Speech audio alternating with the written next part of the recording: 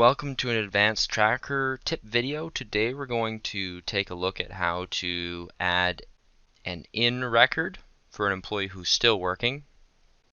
So we're just adding an in and not adding an out. First we'll go through how to do this in the Edit TNA screen. We'll take our employee here, we'll go for today.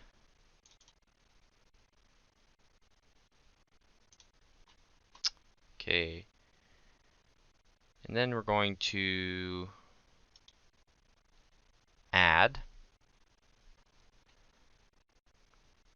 And what we do here is we type in the time they started. And then for the stop time, we're going to put in star, star, colon, star, star. And that's going to leave the out blank.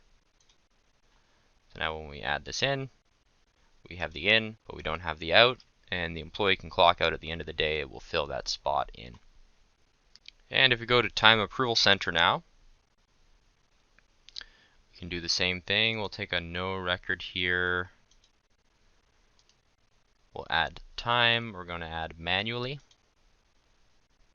And we do the same thing. Put in the start time. And then for the stop, star, star, colon, star, star.